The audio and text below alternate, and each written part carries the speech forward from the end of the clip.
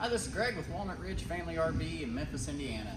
Today we're going to do a walk around orientation on the Hideout Sport Series. This one specifically is a 178 RV. They have a few other models in the sport line, and basically the sports are more economically priced RVs. Mostly are smaller, no slides or single slide units with base accessories. Really geared towards the family that likes to be outdoors more than they are inside. So it's it's got your base amenities, and it's perfect for the people who don't really need all the extra accessories that a lot of the newer models have.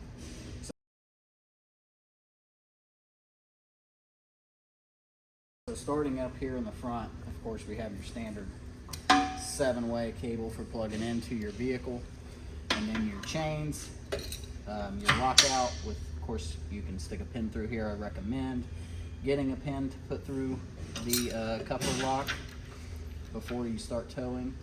This one does have a standard manual jack on it, but it is extremely easy to put an electric jack if you do move around a lot and you don't want to be out there cranking up and down, especially if you have a sway control or weight distribution system. I'd recommend putting an electric jack on there. It's going to make it a lot easier to get your bars on and off depending on the system that you have.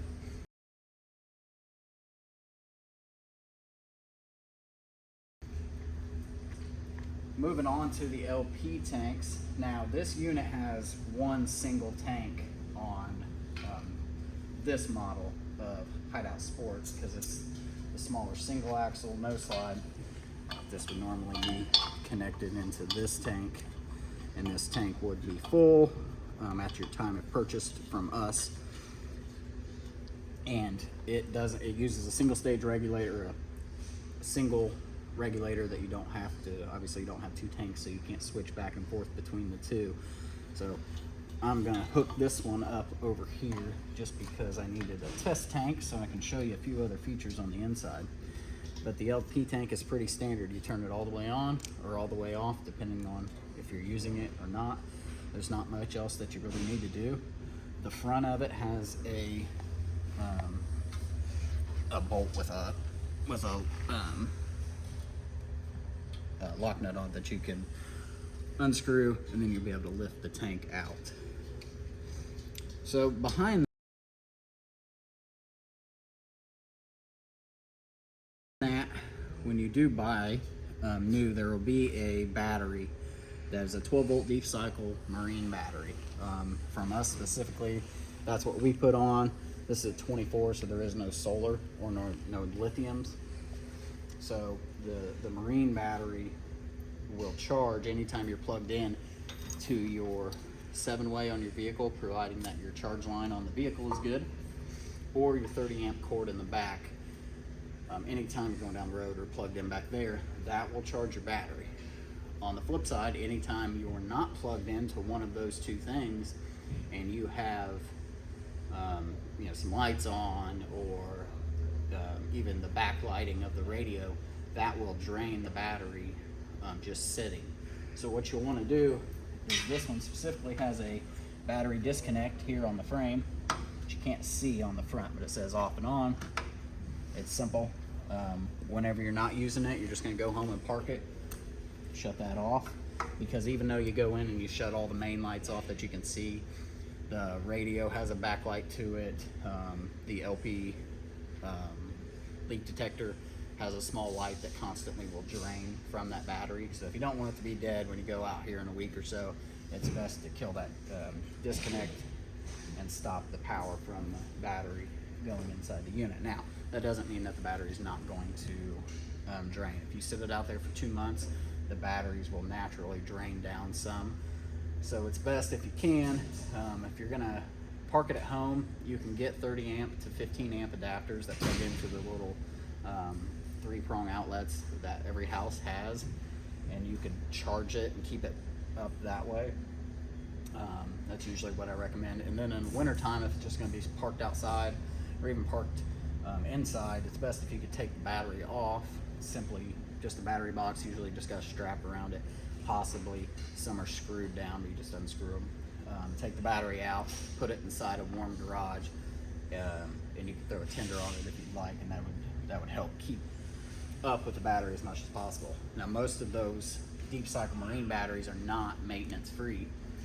When you look at the battery, it'll have two square, probably 2 by 3 inch caps on the top, and if you get a little flathead and pop those off, you'll see the plastic goes down kind of like in a cone, and there's a water level that should be right to where the bottom of that cone enters the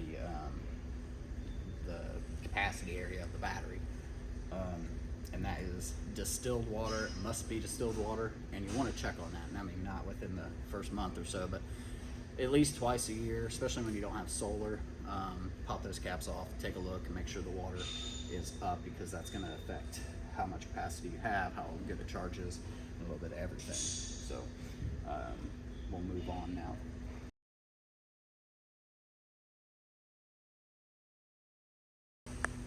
We'll talk about the ZAMP solar system that this does have, that it is prepped for.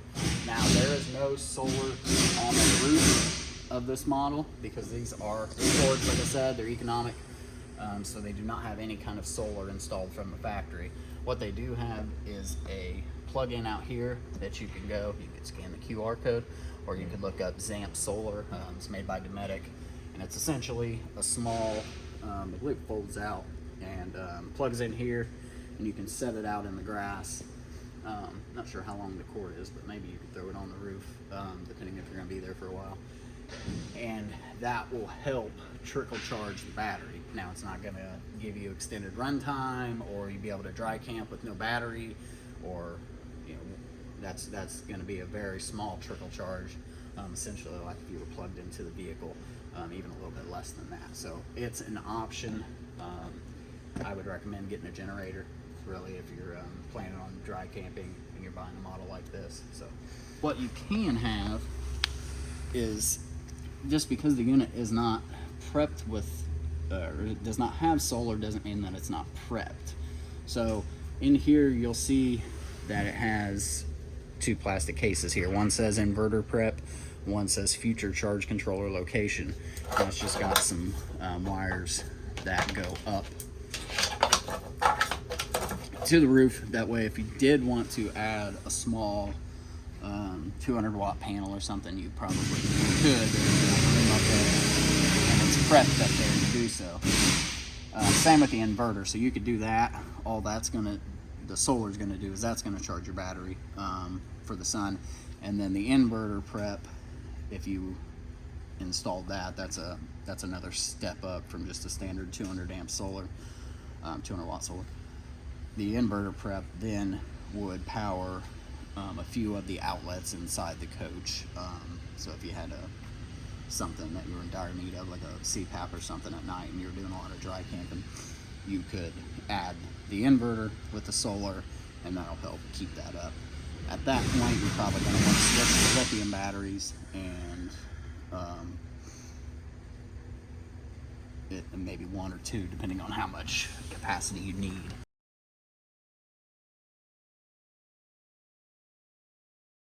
Here we have the furnace exhaust vent. Now, there's not much to this. The furnace is just going to expel hot air exhaust out whenever you're using the furnace.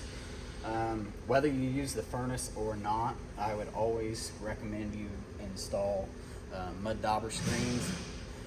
Mud daubers, every year there's a new bug, but mud daubers are the worst at it because they're attracted to the chemical agent in LP that makes it smell, and they go back in here, and once they get back in there far enough, the squirrel cage that spins and blows the air out, they build nests, and mud dauber nests are hard, rock solid almost, sometimes mud nests, and if they build one in there, you kick the furnace on. I've seen them break the fins off the squirrel cages, so it's recommended that you get these two little screens, or one, depending on which model you get, and they'll cover that up so they can't get in there. Ladybugs, stink bugs are real bad this year. They like to build nests, or not build nests, but stink bugs will get back in there. Then you fire the furnace, and you're going to smell it for a while. So we'll move on to the water portion.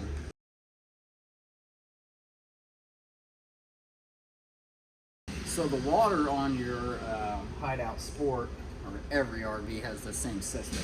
You have two water inlet sources. You have your city water connection, which is going to be your constant flow. If you're at a campground and they have a full hookup, you can hook your water hose into here. You definitely want to have a pressure regulator that attaches typically at the spigot itself is where you want to do it, and then run your hose from that into the unit. Turn it on, you have an unlimited water supply. There's not much else to it but that.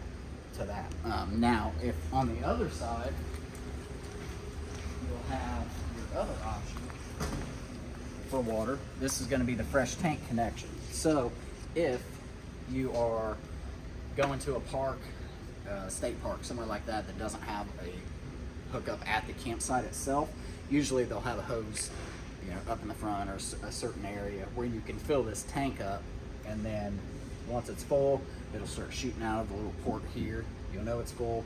You have a water pump on the inside. You flip the on switch, it'll pressurize, and then you have water. Essentially the same way as the other one, except for this is a limited supply. Typically, you can find exactly how much. They switch it. It's 35, 45 gallons depending on the model. Now when you go to drain your fresh tank, so after you're done camping, you didn't use all the water, or if it's winter time right now and you want to drain it, you'll usually always right below this one here has just got a small valve, which you can see it's open now. Open that up, let that drain out, and then you could leave it open, let it air out. That way mildew and stuff doesn't build up in there. Some of them have a bigger 2-inch port that dumps a lot faster. Those are kind of iffy on whether you can leave them open. They have been known to, they're big enough that small critters can get up in there. So I would probably leave it closed, let it air out as much as you can, and then close it before it gets stored. So that's all for the water system.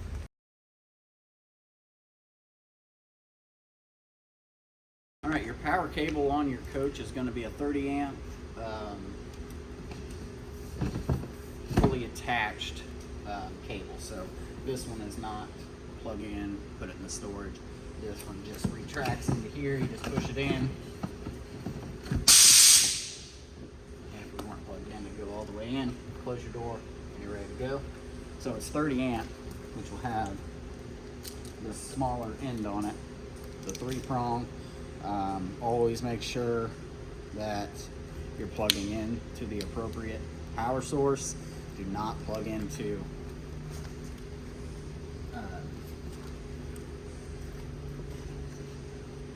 dryer plugs or anything like that, even if the plug looks the same, or if the power at a dryer plug or once was a dryer plug in a house that you bought, don't just switch the plug out to match. The power's not the same. It's 240 versus 120.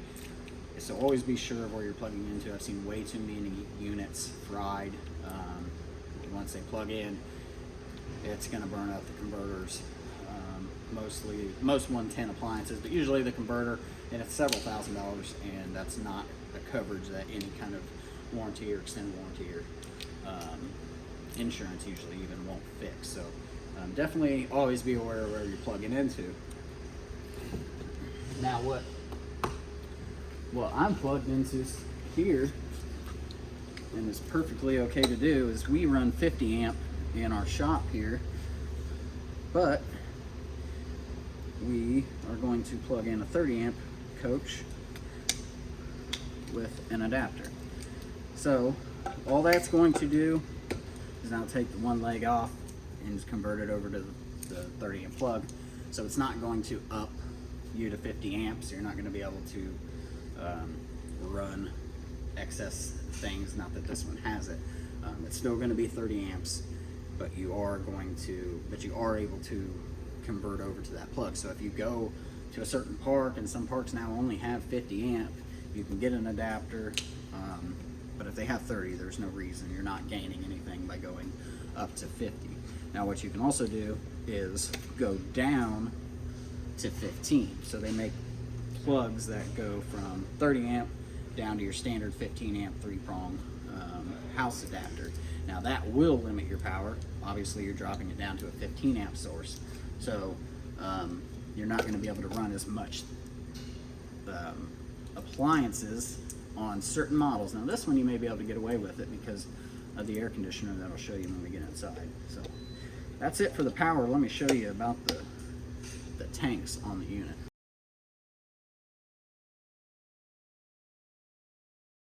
So down underneath you'll have your two drain tanks. So as you can see, it's labeled on the unit. You have your gray tank and then black tank. So on a smaller coach like this, the gray is going to be your bathroom sink, your kitchen sink, and your shower. All three of those will drain into one tank underneath the unit. And then the black tank is always the toilet. So you'll definitely want to make sure before you go camping, even if you just bought it, you'll always want to make sure first before you start putting water into the toilet, let's say, that the valves are completely closed. And it doesn't hurt. I recommend it sometimes that if you're at a campsite, you have your valves closed, go flush the toilet.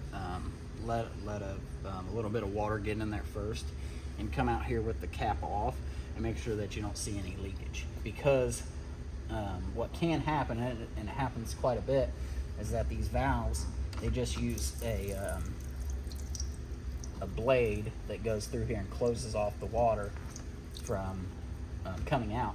And if anything gets in the way of that blade, even though it looks like it may have closed all the way, it may have a little bit of a gap where enough water can seep through. And then what happens is you have this cap on, which is, you want to put it on when you're done.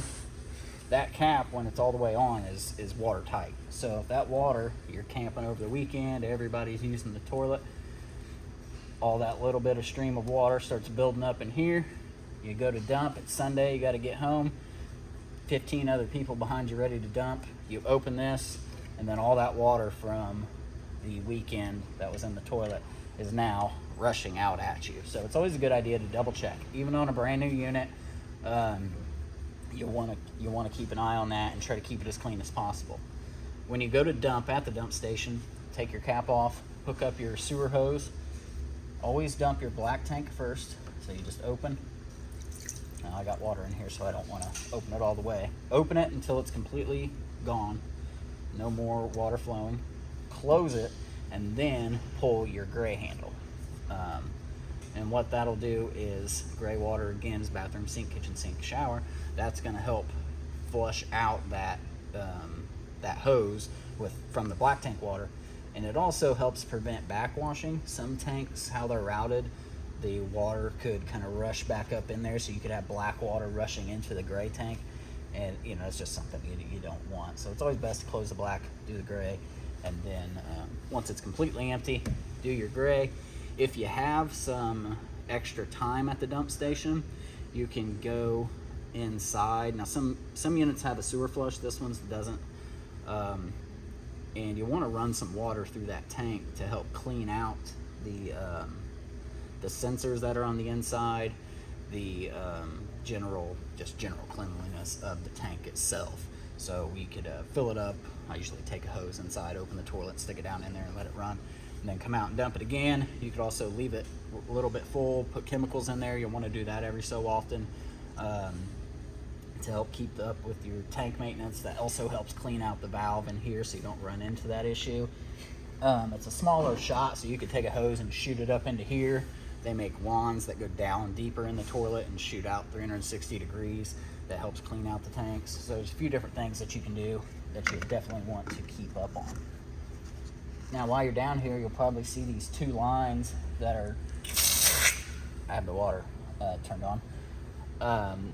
These are low point drains. So after you're done camping, you're gonna go put it up for the next month. Doesn't hurt to get under here and open these up, let that excess water drain out that's in the lines. That way it doesn't get stagnant, and over the time it's just sitting in the tank.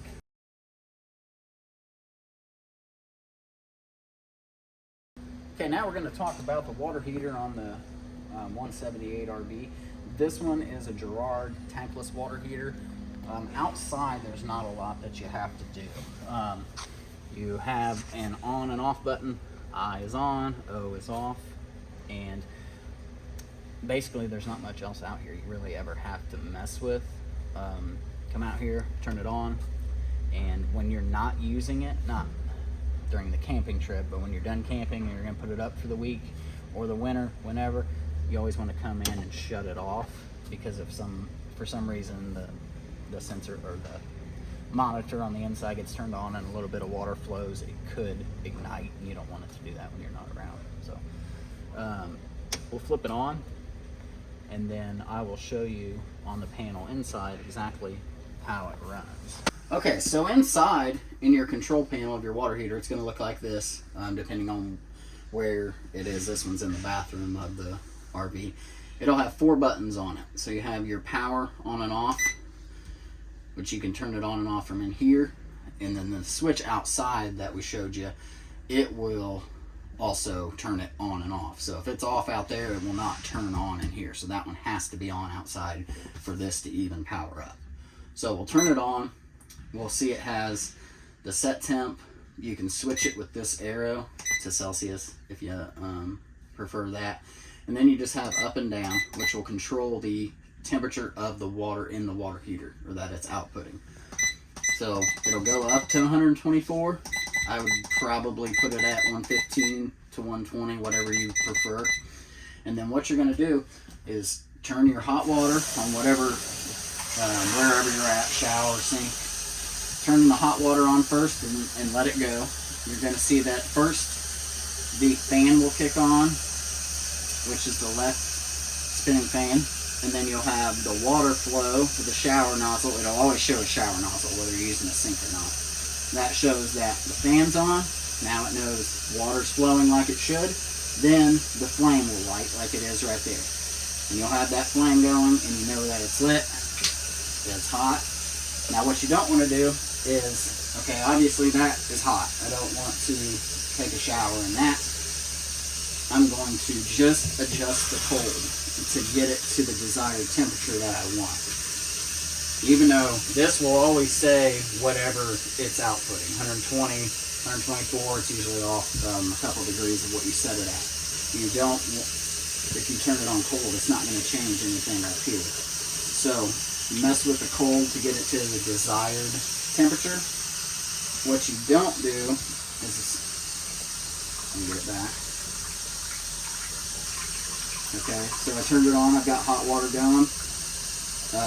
You know, that's too hot. I don't want to mess with the hot water side, because you'll see what happens is the flow went down. Even if I had the cold on, let's turn the cold all the way off. The flow will kick off, which will shut the water heater off, which then is going to send cold water through from that line run from the hose to the water heater until it refires. So if you're in the shower and you do that, you're going to have an unpleasant surprise of cold water. So always hot all the way, and then adjust with the cold side. Other than that, it's they're pretty simple. Now, what we've found out is these do have a 20-minute safety on them. So if that hot water was running straight for 20 minutes, this will cut off after the 20-minute mark. You'll have to shut it off and turn it back on. So if you like those really long showers, be prepared. Set a timer for 19 minutes, because it's going to kick off at the 20-minute mark exactly. Just so everybody's aware, we've had a couple calls on that, and did some research and found out that that is a feature, it's a safety feature, so not a bad idea. So we'll go ahead and look at the rest of the bathroom now.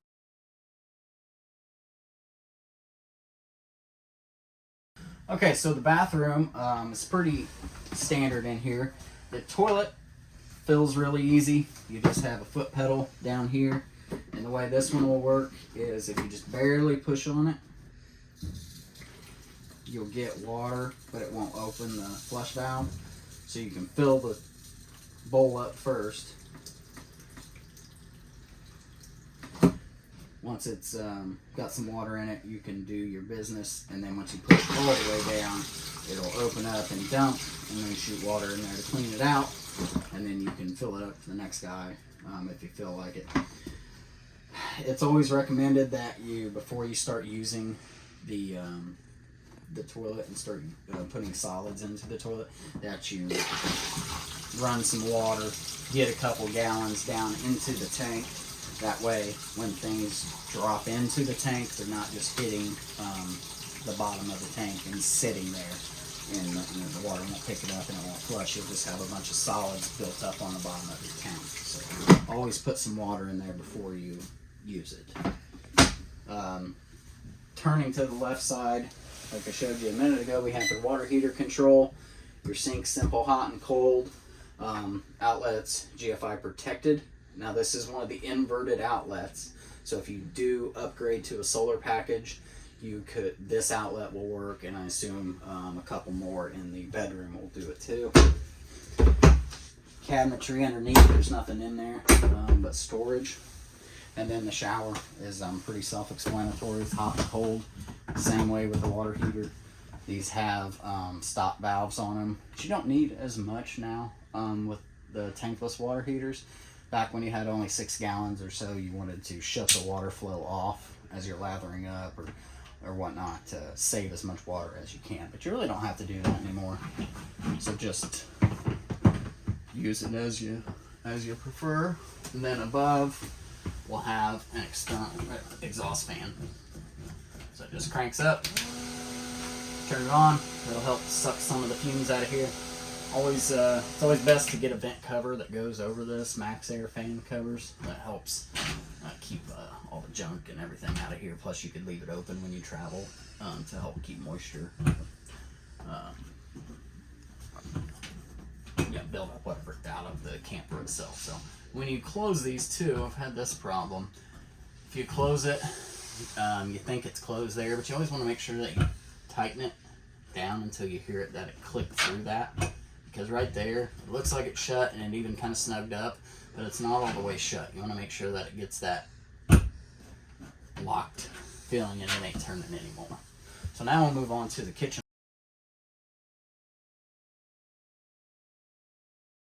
Okay, so we're going to go over the appliances in the RV. Now, since everything's in one small room, we'll just kind of do it all in one run here. So, starting at the stove, you have a simple light and a simple exhaust fan over the cooktop. Turn that on and off. And then the cooktop itself is just a manual light. So what you'll do is you'll turn it. You'll hear the gas ignite. You want to light it a little faster than I did. But sometimes if it's been off for a very long time or it hasn't been ran, it'll take a while, so you want to turn it on and kind of immediately get to putting your flame to it. You don't want to wait for it to build up and then lose some eyebrows. So really simple to run. It's got light, high, low, which say you're supposed to turn it all the way up here to light, but I don't think it really matters. But sink, simple, hot, cold, small plastic drain. This one's got a push button light underneath. Below is your furnace. Nothing on here that you have to do specifically. You just have to turn it on and off with the thermostat control, which we'll show you here. If you want to turn right here, we'll look at the thermostat. Now this thermostat is just for the furnace, so it's very simple. It's got one switch on the top. You'll turn that on, and that's pretty much high-low. You crank it all the way up. If the gas has been off for a long time, it may take a few tries to light. Being that it's a smaller unit, it shouldn't, but you may try. If it doesn't light after 3 attempts, you could kick it off, wait for the fan to stop, and then kick it back on and give it another try. Now, a lot of these, even when we do our PDIs on them, we run the furnace for a good amount of time, even in the winter, especially in the winter. But even if you turn it on for the first time, especially if you buy it in November or December and then you don't use it again until April, you're gonna smell the oil that's burning off of it, and most of the time it'll set off the smoke detector. So if you turn on your furnace, you're smelling an odd smell. It's kind of hard to describe. It's natural for the oil on the furnace to burn off. If it sets off the smoke detector, you can just open it and pop the 9-volt out of it for a few minutes. So going back to the appliances, you have a standard microwave. These are simple to operate, just like any home. Not much you really have to do there. And then your refrigerator. This one is 110 only. It's just simple outdoor, dorm fridge basically, with a top freezer. It's just got a rotary dial here for high to low on your temperature, and then off. Now off will still remain the light on unless when you have the door open, unless you're unplugged. Down below here is going to be your breaker box. This is going to have your breakers for your 110 side. So this will be for things like your air conditioner, the refrigerator. See, there's the smoke alarm I was talking about. I like to do full demonstrations. And converter and different things like that. So if something ever isn't working, outlets or microwave, you always want to make sure that you come in here and make sure that one of the breakers didn't trip, just like they do at home. Now on the right side is fuses. So the fuses are for your 12-volt items, which are like your awning, your water pump, your furnace, and different things like that. So if one of those things isn't working and there's power trying to be pulled from it, like the awning, if the awning fuse was blown, and essentially when a fuse is blown, it will light up next to it, but only if you're trying to pull power from it. So a light switch would have to be on, or you'd have to be pushing the on and off, or the extend retract on the awning, so it's trying to send power, and that's the way the light will light up. So always check here before you give a service department a call or anything. If something's not working, you may always want to check your fuses first and save you trouble of having to bring it into a dealership. So that's pretty much it for the appliances in the kitchen.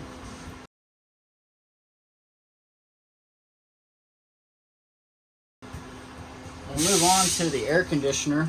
Now these have an air conditioner that's just like your home would have. Simple, turn it on. You have timers.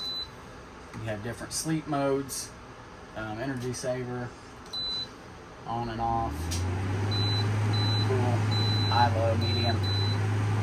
Pretty simple. Not much you really have to know about it. They cool these smaller units down really well, so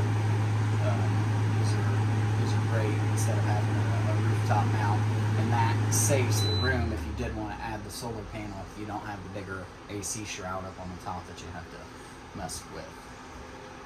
So we'll look at the control panel of the unit next.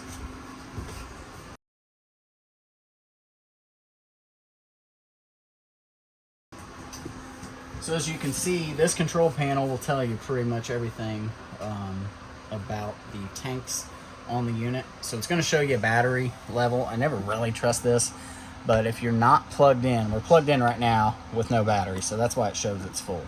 It is semi-accurate about how much battery level you have, but you can't always go off of what that says. Same with the rest of these. So this will show you your fresh tank if you did fill that up. The black tank's the toilet. As you can see, it's about a third full since I started putting some water into it. And then gray, again, bathroom sink, kitchen sink, and shower. Now, cleaning out the inside of your black tank when you spray it out after you're done is not only important for cleanliness of the tank, but it also will help clean these sensors off because they're inside the tank. So when the water level gets to the sensor, it'll throw a reading, same 2/3 and full. But so in the black tank, a lot of stuff gets attached to them when you dump them, and they'll still say that they're 2/3 are full, even though you know you just dumped it. So you always want to clean those off as best you can. So the fresh tank that was on the left side of the unit, where we would fill up the tank before we got to a campground, you would activate that by turning on your water pump. That will pressurize once it pulls the water in, and then you just leave it on, and once you go to use a faucet or something, you'll hear the pump kick on, but once you shut it off, it'll pressurize again, so it's not like you have to come over here and turn it on and off every time you go to use the water. If you're hooked in directly to the city water connection, you don't have to mess with the pump. It's a constant flow once the hose is turned on. 2 light switches, interior lights, awning lights outside, and then the awning has a extend and retract.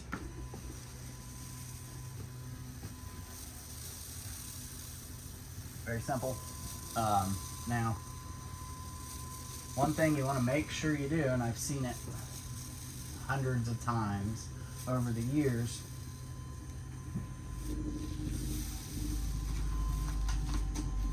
once the awning's out, they usually go until I see that sticker on the left hand side over there, or that the flap that falls is straight down. Now you know it's all the way out. The problem that we see a lot of people do is, you know, they're rushing to get done and get up. They'll come in and they'll run it, and it will continue to run itself all the way back up if you're holding the extend button. So always make sure that you're hitting extend or retract. And if you ever think that you did accidentally roll it up backwards, typically the awnings are white on the bottom and a design on the top. Since this one's black and black, it defeats the purpose. But if you see your awning is completely white on the when it's rolled all the way up, it's probably backwards. Or if you see that when you go to run it out, if it's running out from the bottom side and not over the tube out there, then it's probably rolled up backwards. So just extend it all the way out, then hold retract, and it'll get itself back where it needs to be. Once it comes in, it'll snug up to the unit, and you let off and you're ready to tow. No other locks or mechanisms you need to worry about.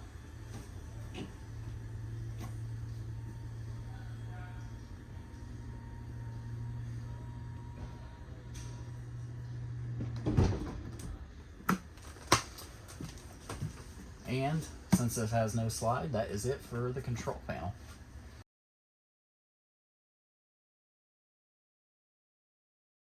Alright, we'll move on to the last couple things in the unit.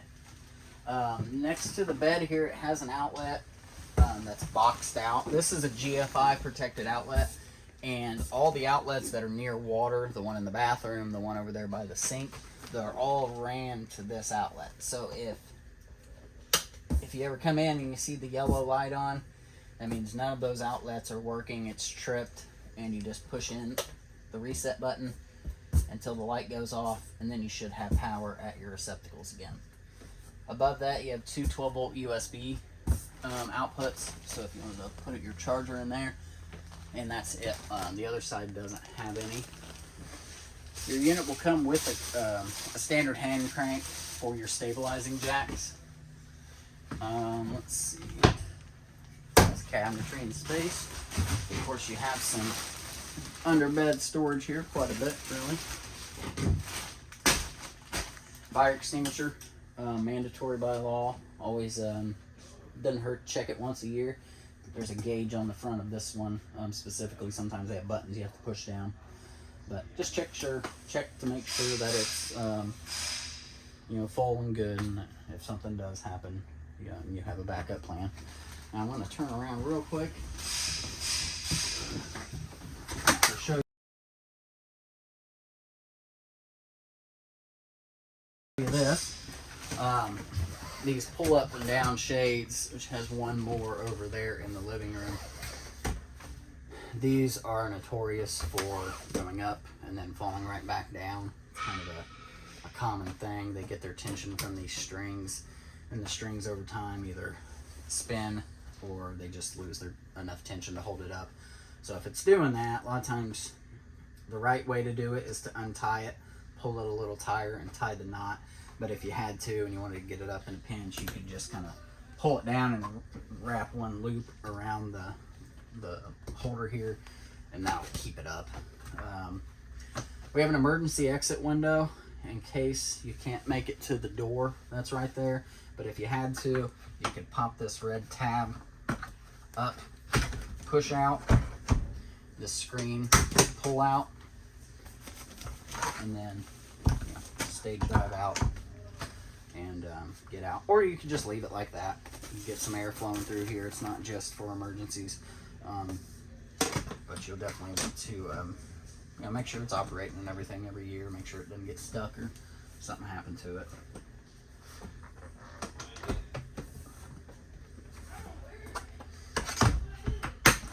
Lock it down. The only last thing I'll show you here is your LP leak detector. This is also the carbon monoxide detector. So if there is LP gas or carbon monoxide, this will